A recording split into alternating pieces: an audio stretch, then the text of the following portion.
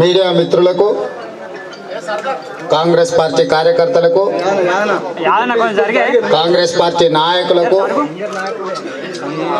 మా నాయకులందరి పేర్లు చెప్తే మీడియా మిత్రులకు చాలా సమయం పడుతుంది కాబట్టి అభిమానంతో కాంగ్రెస్ పార్టీ కోసం అహర్నిశలు కృషి చేసి పోరాటాలు చేస్తున్న ప్రతి ఒక్కరికి కూడా స్వాగతం, ధన్యవాదాలు. మిత్రులారా, అయ్యా సోదరా, ఒక్క నిమిషం ఆయన జర నన్ను మాట్లాడు, నేనైనాక నువ్వు మాట్లాడు. మీడియా మిత్రులకు ఇవాళ సిద్దిపేట కోర్టుకు హాజరైనామంటే ఇది మా సొంత కేసో, మా భూతగాదాలో, లేకపోతే కేసీఆర్ హరీష్తో మాకున్న లావాదేవీలో కాదు. రంగనాథ్ సాగర్లో పేదల భూములు, ప్రధానంగా దళితులై, గిరిజనులై, పేదవాళ్ళ ఎకరం అరెకరం ఉన్న భూములను తక్కువ ధరకు మేము ఇచ్చినంతనే మీరు తీసుకొని మీ భూములు వదిలి మీ ఊర్లో వదిలి పోవాలని చెప్పి ఆనాడు ప్రభుత్వం అన్యాయంగా గుంజుకునే ప్రయత్నం చేస్తే ఆ రోజు ఆ బాధితులు, ముంపు బాధితులు వచ్చి ఆ పక్కన హరీష్ రావు గారి బంధువుల భూములు 400 ఎకరాలు కాపాడడానికి, మా భూములను 5 లక్షల రూపాయలు ఇచ్చి గుంజుకోవడానికి మా మీద దాడి జరుగుతుంది. సిద్దిపేట ప్రజల కష్టాలలో మీరు అండగా నిలబడండి అని చెప్పి ఆనాటి మా నాయకత్వం, ఆ ముంపు బాధితులు నా దగ్గరకు వస్తే 2 సార్లు ఆ ముంపు బాధితుల దీక్షకు మద్దతు పలికి ఆనాడు ప్రకటన చేసిన వారం రోజుల లోపల హరీష్ రావు గారు వచ్చి సమస్యకు పరిష్కరించి 5 లక్షలు కాదు, ఆనాడు రైతులు కోరుకున్నట్టుగా ఎకరాకు 10 లక్షల రూపాయలకు తక్కువ కాకుండా ఇవ్వకపోతే హరీష్ రావు గారి ఇల్లు ముట్టడే కాదు, హరీష్ రావు గారికి ఇంటికి దర్వాజాలు, కిటికీలు కూడా ఉండవు, అన్ని కూడా ఊడబెరకపోతామని చెప్పి ఆనాడు చెప్పడం జరిగింది. ఆ దెబ్బతో హరీష్ రావు దిగొచ్చి ఆ రైతులకు 10,75,000 రూపాయలకి ఎకరాకు నష్టపరిహారం కట్టించిండు. అయినా వాస్తవంగా రైతులకు సరిపోదు. ఇవాళ భూములు 2 కోట్ల రూపాయలకు అమ్ముడవుతున్నాయి, సిద్దిపేటకు ఆనుకునే ఉన్నాయి. ఆ రైతుల బాధ ఎవరూ తీర్వలేంది. అయినా కూడా రైతులకు ఎంతో కొంత సహకారాన్ని అందించాలనే ఉద్దేశంతోనే ఆనాడు మీ సిద్దిపేట ప్రజల యొక్క పోరాటంలో భాగస్వామ్యమైనందుకే ఈనాడు అక్కసుతోని కేసీఆర్, హరీష్ రావు గారు కలిసి కేసులు పెడితే ఈరోజు కోర్టుకు హాజరవ్వడం జరిగింది. కేసులు పెట్టిండ్రు కదా, నేనేం బాధపడతలే, నేను గర్వపడుతున్నా.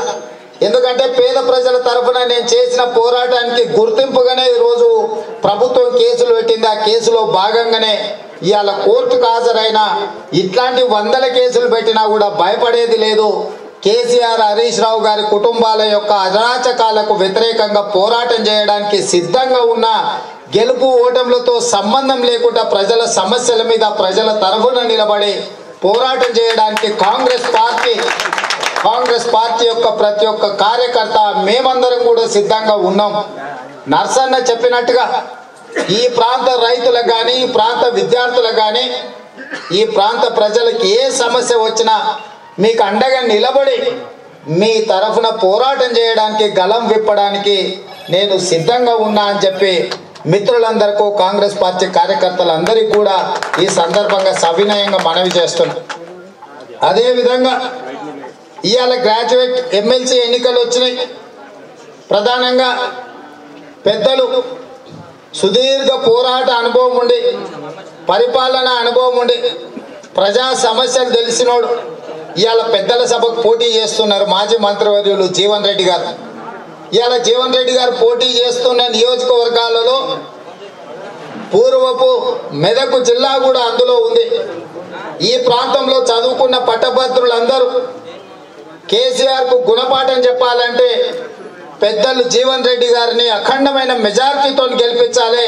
ఇక్కడున్న ఓటర్లే కాదు, ఎక్కడెక్కడ ఓటర్లు ఉన్నారో తెలుసుకొని మెదక్ జిల్లా, పూర్వపు మెదక్ జిల్లాలో ఉన్న ఓటర్లందరినీ సమన్వయం చేసుకొని మన బంధువులు కరీంనగర్, నిజామాబాద్, ఇతర ప్రాంతాలలో ఉన్న పట్టభద్రులందరినీ కూడా వాళ్ళ ఓటర్ లిస్టు తీసుకొని ప్రతి ఒక్కరికి ఫోన్ ద్వారానో వ్యక్తిగతంగానో సంప్రదించి ఇవాళ శాసన మండలిలో కాంగ్రెస్ పార్టీ శాసన మండలి సభ్యులను అన్యాయంగా టీఆర్ఎస్లో కలుపుకొని విలీనమైపోయింది. టీఆర్ఎస్ పార్టీలో విలీనం చేసుకొని కాంగ్రెస్ పార్టీ ప్రాతినిధ్యమే లేకుండా శాసన మండలిలో చెయ్యాలని చెప్పి కేసీఆర్ కుట్ర చేస్తున్నాడు. ఈ కుట్రను తిప్పికొట్టాలన్నా పేద ప్రజల గలం శాసన మండలిలో వినిపించాలన్నా పెద్దలు జీవన్ రెడ్డి గారికి పట్టం కట్టాలి. అత్యధిక మెజార్టీతో గెలిపించడం ద్వారా ప్రజాస్వామ్య స్ఫూర్తిని బ్రతికించాలి. పాత్రికేయ మిత్రులు కూడా ఆలోచన చేయాలి. ఎన్నికలలో గెలవాలనుకోవడం తప్పు కాదు. ఎన్నికలలో గెలిచి ప్రభుత్వాన్ని ఏర్పాటు చేయాలనుకోవడం తప్పు కాదు. కానీ చట్టసభలల్లో కాంగ్రెస్ పార్టీ నుంచి ఎన్నికైన ప్రజాప్రతినిధులను తన పార్టీలో చేర్చుకోవడమే కాకుండా పార్టీ విలీనమైందని రాజ్యాంగానికి విరుద్ధంగా కాంగ్రెస్ పార్టీని కలిపేసుకున్నాని కేసీఆర్ దుర్మార్గంగా వ్యవహరిస్తుంటే టీఆర్ఎస్ పార్టీకి గుణపాఠం చెప్పాల్సిన బాధ్యత ప్రజల మీద ఉన్నది. ఇవాళ జీవన్ రెడ్డి గారు గెలిస్తే జీవన్ రెడ్డి గారికి వచ్చే ప్రయోజనం ఏమీ లేదు. జీవన్ రెడ్డి గారు చూడని పదవులు కాదు. ఎమ్మెల్యేగా చేసిండు, మంత్రిగా చేసిండు, పార్లమెంటు సభ్యుడిగా కేసీఆర్ మీదనే పోటీ చేసి కేసీఆర్ చావు తప్పి కన్నులొట్టబోయింది అనుకునే పరిస్థితి కల్పించిన, పోరాటం చేసిన నిబద్ధత కలిగిన వ్యక్తి జీవన్ రెడ్డి గారు. ఇవాళ జీవన్ రెడ్డి గారి గెలుపు మనకు అవసరం ఉన్నది, పేద ప్రజలకు అవసరం ఉన్నది. చట్టసభలో కాంగ్రెస్ పార్టీ గలం వినిపించడానికి జీవన్ రెడ్డి గారిని గెలిపించాల్సిన బాధ్యత ప్రతి ఒక్క కాంగ్రెస్ పార్టీ కార్యకర్త మీద ఉన్నది. ఈ సందర్భంగా నేను పిలిపిస్తున్నా, కాంగ్రెస్ పార్టీ కార్యకర్తలు సైనికుల్లాగా పనిచేసి పెద్దలు జీవన్ రెడ్డి గారిని గెలిపించి శాసన మండలిలో పేద ప్రజల గలం విప్పించడానికి కేసీఆర్ కు భజన చేసేటోళ్ళే కాదు, కేసీఆర్ బాజా భజంత్రి వాయించేటోళ్ళు కూడా చట్టసభలో ఉండాలని చెప్పి జీవన్ రెడ్డి గారిని గెలిపించాల్సిందిగా మిత్రులందరికీ విజ్ఞప్తి చేస్తున్నా. ఇక అవి పక్కన పెడితే రాష్ట్ర రాజకీయాలను ప్రధానంగా సిద్దిపేటకు వచ్చినప్పుడు ఇక్కడ ఉండే అల్లుడు ఆనిముత్యం, మామ స్వాతిముత్యం గురించి కూడా రెండు మాటలు మనం మాట్లాడుకోవాల్సిన అవసరం ఉన్నది. ఒకప్పుడు కేసీఆర్ చెప్పిండు ఒక సభలో, మా అల్లుడు హరీష్ ఆనిముత్యం అని. ఒకవేళ అది నిజమైతే మన జరిగిన మంత్రివర్గంలో ఎందుకు ఇయ్యలే? ఆనిముత్యం అప్పుడే అక్కడికి రాకుండా పోయిందా? అంటే చెల్లని రూపాయి అయిపోయిందా హరీష్ రావుతో ఇంకేం పని లేదా నీకు? నేను ఆనాడే చెప్పిన హరీష్ రావుకు మంచిగా ఉన్నప్పుడు, మీ మామ తక్కువడు కాదురా నాయన, మీ మామ తాస్పాము లాంటోడు, తాస్పాము తన పిల్లల్ని తానే తింటది. పెద్దోళ్ళని అడిగితే చెప్తారు, ఇంటికి పోయినాక తాతనో ముత్తాతనో అడుగురి. తాస్పాము లక్షణం ఏంటంటే పిల్లలు పెట్టంగానే దాని పిల్లల్ని అదే తింటది. కేసీఆర్ కూడా తాస్పాము లాంటోడు, తన పరాలేదు ఎవరినైనా కరుస్తాడు, తన పిల్లలనైనా తింటాడు, నీకున్నది ఎప్పుడో రోజు సావు అని చెప్పి హరీష్ రావుకి చెప్తే నమ్మలే. మా మామ మందినే కరుస్తాడు కానీ నా దగ్గరికి రాడన్నాడు. దేశిని సినిమాలను ఓడిచినప్పుడు చెప్పిన, ఆలే నరేంద్రను ఓడిచినప్పుడు చెప్పిన, రవీంద్ర నాయకును ఓడిచినప్పుడు చెప్పిన, రావుల రవీంద్రనాథ్ రెడ్డిని ఓడిచినప్పుడు చెప్పిన, సిరిసిల్లలో పాపారావు అని ఎమ్మెల్యే ఉండే కాంగ్రెస్ నుంచి తెలంగాణ ఉద్యమం కోసం టీఆర్ఎస్లో చేర్చిన పాపారావును పొడిచి కొడుకు టికెట్ తీసుకున్నప్పుడు చెప్పిన, కేకే మహేందర్ రెడ్డిని ఓడిచినప్పుడు చెప్పిన, సమరసింహారెడ్డిని ఓడిచినప్పుడు చెప్పిన, చివరికి విజయశాంతిని బొందబెట్టినప్పుడు కూడా చెప్పిన, ఇక నెక్స్ట్ నీదే అని. ఎన్నికల కంటే ముందు కూడా ప్రెస్ పెట్టి మరీ చెప్పిన, హరీష్ రావు దుంకు ఆ బోట్లు ఉంటే మీ మావ నిన్ను చంపుడు ఖాయమని. కానీ హరీష్ రావు ఏమనుకున్నాడంటే, నేను ఇంటోని ఆయన పనోళ్ళనే చంపుతాడు, ఇంటోళ్ళను బతకనిస్తాడని. ఇవాళ ఇంటోని కూడా వచ్చింది, ఇంకా దిక్కుదెలవని పరిస్థితుల్లో హరీష్ రావు ఉన్నాడు. కేసీఆర్ కు నమ్మినోని నట్టేట ముంచుడు అనేది వెన్నతో పెట్టిన విద్య. 2001 నుంచి 2018 వరకు మీరు ఒకసారి చరిత్ర చూడండి. దేశిని చిన్నమల్లయ్య కావచ్చు, నరేంద్ర కావచ్చు, విజయశాంతి కావచ్చు, రవీంద్ర నాయక్ కావచ్చు, రావుల రవీంద్రనాథ్ రెడ్డి కావచ్చు, సమరసింహారెడ్డి కావచ్చు, కేకే మహేందర్ రెడ్డి కావచ్చు, ఇలా చెప్పుకుంటూ పోతే చాంతాడంత లిస్ట్ ఉంది. ఎవరినైనా అవసరం తీరంగానే బొందబెట్టుడు అనే విద్య కేసీఆర్ కు మొదటి నుంచి వచ్చింది. ఇవాళ చింతమడక మీ ప్రాంతంలో పుట్టినోడు గిట్లాటోడు ఉన్నాడు అంటే మీకు కూడా అవమానం కలిగే పరిస్థితి ఉన్నది, కానీ నిజం మాత్రం మాట్లాడుకోక తప్పదు. ఈయన ఇంత ఎలుగబెట్టినా అంటాడు, బంగారు తెలంగాణ చేసిన అంటాడు. చింతమడక మీ ఊరే కదా, ఓసారి ఓదంపారు ఎప్పుడైనా చింతమడక ఊరికి ఏం చేసిండో చూద్దాం ఆయన. కాబట్టి ఇవాళ రాష్ట్రంలో హరీష్ రావుకు టిఆర్ఎస్ పార్టీలో కాలం చెల్లింది. సిద్దిపేట హరీష్ రావుకు ఇక ఇదే చివరి.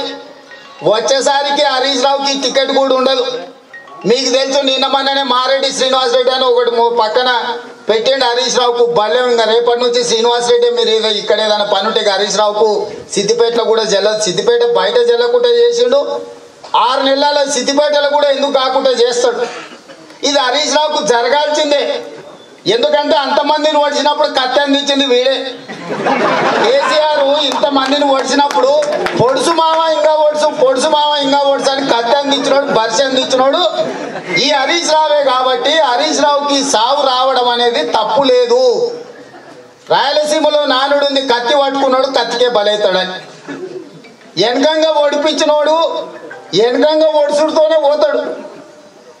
కాబట్టి ఇవాళ ఈ రాష్ట్రంలో హరీష్ రావు ఇవాళ పేపర్లో చూసిన పార్లమెంటు వారిగా ఇన్ఛార్జీలను నియమించారు. కేటీఆర్ బయలుదేరిన ఆయన సన్నాహక సమావేశాలు పెడతాడట పార్లమెంటు నియోజకవర్గాల వారిగా. ఆ సన్నాసి ఎప్పుడైనా తెలంగాణ ఉద్యమంలో ఉన్నాడా? ఇవాళ పార్లమెంట్ ఎన్నికల కోసం కేటీఆర్ పోయి కరీంనగర్లో పెడతాడంట, జైరాబాద్లో పెడతాడంట, మహబూబ్నగర్లో పెడతాడంట, మహబూబాబాద్లో పెడతాడంట, ఖమ్మంలో పెడతాడంట. ఆయన పెట్టి ఎలుగ పెడతాడంట. ఈ సన్నాహక సమావేశాలు కాదు, సన్నాసుల సమావేశాలు. ఈ సన్నాసి ఓవుడేంది చెప్పుడేంది. 16 ఉంటే ఢిల్లీకి పోయి మేము పండ్లిక్లో పెడతాం పార్లమెంట్లో అంటుండు. నేను అడుగుతున్న 16కి వెళ్తే ఢిల్లీని శాసిస్తామని నిన్నమన్న పత్రికల్లో చూస్తున్నాను. నిన్నమన్న చాలా రోజులు మాట్లాడలే.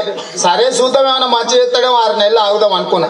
కానీ కథ చూస్తుంటే 6 నెలలు కాదు కదా, 6 రోజులు కూడా ఆగలేని పరిస్థితులు ఉన్నాయి. కాబట్టి ఇవాళ మా నర్సన్న రావాలంటే ఖచ్చితంగా సిద్దిపేట గడ్డ మీద కాంగ్రెస్ పార్టీ కార్యాలయం ఉండాలి, కార్యకర్తలకు అండగా ఉండాలి అని చెప్పి కోర్టు కార్యక్రమంతో పాటు పార్టీ కార్యక్రమం కూడా పెట్టుకున్నా. నేను ఒక్కటే అడుగుతున్నా, 2014 నుంచి 2018 వరకు మా పెద్దలు నందేళ్లే కాకుండా 16 మంది ఎంపీలు నీ దగ్గరనే ఉన్నారు కదా. ఈ 16 మంది ఎంపీలు ఉన్నప్పుడు తెలంగాణకు రావాల్సిన కాళేశ్వరం జాతీయ ప్రాజెక్టు తీసుకురాలేదు, ట్రైబల్ యూనివర్సిటీ తీసుకురాలేదు, అదే విధంగా మన ఉక్కు ఫ్యాక్టరీ తీసుకురాలేదు, ఖమ్మంలో బయ్యారంలో ఎయిమ్స్ తీసుకురాలేదు, కాజీపేట రైల్వే కోచ్ ఫ్యాక్టరీ తీసుకురాలేదు, ప్రత్యేక నిధులు కూడా తీసుకురాలేదు.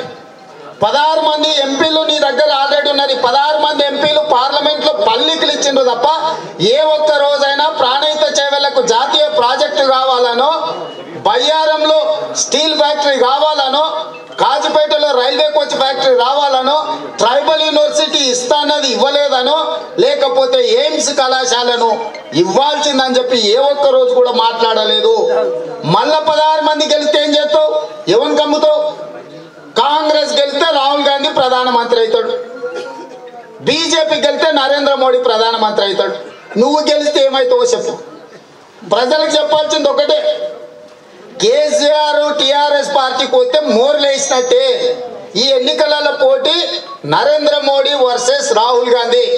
ఇవాళ కాంగ్రెస్ పార్టీకి ఓటేస్తే ఆనాడు 2004, 2009లో కాంగ్రెస్ పార్టీకి ఓటేస్తే తెలంగాణ రాష్ట్రం ఇచ్చింది కాంగ్రెస్ పార్టీ. ఇవాళ మళ్ళీ గెలిస్తే కాళేశ్వరంకు జాతీయ హోదా ఇస్తాం, రైల్వే కోచ్ ఫ్యాక్టరీ ఇస్తాం, ఖమ్మంలో స్టీల్ ఫ్యాక్టరీ కడతాం, ఎయిమ్స్ ఇస్తాం, ట్రైబల్ యూనివర్సిటీ ఇస్తాం, తెలంగాణకు అవసరమైన 1000 కోట్ల రూపాయల నిధులు మేం తెస్తాం. ఇవాళ కాంగ్రెస్ పార్టీ గెలవాల్సిన అవసరం ఉన్నది. కేంద్రంలో కాంగ్రెస్ ప్రభుత్వం ఏర్పాటు చేస్తున్నాం. రాహుల్ గాంధీ దేశానికి ప్రధానమంత్రి అవుతున్నాడు. రాహుల్ గాంధీ గారు ప్రత్యేకంగా తెలంగాణ మీద దృష్టి పెడతాడు, తెలంగాణను అభివృద్ధి చేస్తాడు. ఇవాళ ఈ దేశానికి బలమైన నాయకత్వాన్ని అందించాలంటే, ఒక యువ నాయకత్వాన్ని అందించాలంటే, ప్రజల కోసం అహర్నిశలు కృషి చేస్తున్న రాహుల్ గాంధీని ప్రధానమంత్రిని చేయాలంటే రేపు రాబోయే పార్లమెంట్ ఎన్నికలలో కాంగ్రెస్ పార్టీ నిలబెట్టే అభ్యర్థులను అత్యధిక మెజార్టీతో గెలిపించాలి. మన భావోద్వేగాలకు లోనయ్యో కేసీఆర్ చేసిన ఎన్నికల గోల్మాలలో రాష్ట్ర ప్రభుత్వం ఒకవేళ వస్తే వచ్చి ఉండొచ్చు. కానీ ఇప్పుడు అప్రమత్తంగా ఉండాలి ప్రతి కాంగ్రెస్ పార్టీ కార్యకర్త. ప్రతి కాంగ్రెస్ పార్టీ కార్యకర్త అప్రమత్తతతో ఉండి ఈ దేశానికి రాహుల్ గాంధీని ప్రధానమంత్రిని చేసే బాధ్యత మనం తీసుకోవాల్సిన అవసరం ఉన్నది. ఈ దేశానికి రాహుల్ గాంధీ ప్రధానమంత్రి కావడం అనేది అవసరం ఉన్నది. కాంగ్రెస్ పార్టీ కార్యకర్తలు అందరూ కూడా కలిసికట్టుగా పనిచేద్దాం. మేము కూడా కాంగ్రెస్ పార్టీలో చర్చించుకొని క్షేత్ర స్థాయిలో కాంగ్రెస్ పార్టీ కార్యాచరణను తీసుకుంటాం. కాంగ్రెస్ పార్టీకి గెలుపు ఓటమి కొత్త కాదు. దాదాపుగా 16 సార్లు ఎన్నికలు 17 సార్లు ఎన్నికలు జరిగినాయి. 4 సార్లు 3 సార్లు టీడీపీ గెలిస్తే 13 సార్లు మనమే గెలిచినాం. 2 సార్లు కేసీఆర్ గెలిచాడు. ఏంది కేసీఆర్ గెలుపు? కాంగ్రెస్ పార్టీ ఎప్పుడు ప్రభుత్వాలు చూడలేదా? నిన్న మన 4 రాష్ట్రాలు జరిగితే 3 రాష్ట్రాలలో మనమే గెలిచినాం. మధ్యప్రదేశ్, రాజస్థాన్, ఛత్తీస్గఢ్లో మనం గెలిచినాం. పంజాబ్లో మనం గెలిచినాం. కర్ణాటకలో మనం గెలిచినాం. కేసీఆర్ ఒక రాష్ట్రంలో 10 జిల్లాలలో గెలిచే ఇంత మొనగాడు అనుకుంటే దేశంలో ఎన్నో రాష్ట్రాలలో కాంగ్రెస్ పార్టీ గెలిచింది. ఈ దేశాన్ని ఎన్నో ఏళ్ళు కాంగ్రెస్ పార్టీ దాదాపుగా 50 ఏళ్ళు ఈ దేశాన్ని పరిపాలించిన పార్టీ కాంగ్రెస్ పార్టీ. మనకు అధికారం కొత్త కాదు, ప్రతిపక్షం పాత కాదు. అధికారంలో ఉన్న ప్రతిపక్షంలో ఉన్న ప్రజల కోసం పనిచేసే పార్టీ, పేద ప్రజల తరఫున పోరాటం చేసే పార్టీ కాంగ్రెస్ పార్టీ. కాబట్టి ప్రజలకు వివరించండి. మనందరం కలిసికట్టుగా పనిచేద్దాం. రేపు రాబోయే పార్లమెంట్ ఎన్నికలకు ఒక ప్రత్యేకత ఉన్నది. 30 సంవత్సరాల తర్వాత, రాజీవ్ గాంధీ గారు మరణించిన తర్వాత 30 సంవత్సరాల సుదీర్ఘ విరామం తర్వాత మళ్ళీ గాంధీ కుటుంబం నుంచి దేశానికి ప్రధానమంత్రి చేయడానికి ఈ దేశ ప్రజలందరూ నిర్ణయించుకున్నారు. రాహుల్ గాంధీ 30 సంవత్సరాల తర్వాత ఈ దేశానికి ప్రధానమంత్రిగా నాయకత్వం వహించబోతున్నాడు. కాబట్టి ఈ ప్రత్యేకమైన సందర్భాన్ని ప్రజలకు వివరించి కాంగ్రెస్ పార్టీని గెలిపించుకోవాల్సిందిగా సిద్దిపేట నియోజకవర్గ ప్రజలకు, సిద్దిపేట జిల్లా ప్రజలకు 100% మీకు ఏ సమస్య వచ్చినా నేను అండగా నిలబడతా. ఇక్కడికి వచ్చిన ప్రతి ఒక్క కార్యకర్తకు ధన్యవాదాలు తెలియజేస్తూ, ఎవరు కూడా అధైర్యపడాల్సిన పని లేదు. ఇక్కడ ఉన్న నాయకత్వం, కార్యకర్తలు ప్రజలలో ఉందాం, ప్రజలలో కలిసి ప్రజా సమస్యల మీద పోరాటం చేద్దామని తెలియజేస్తూ మీ అందరి దగ్గర సెలవు తీసుకుంటున్నా. ధన్యవాదాలు మిత్రులారా.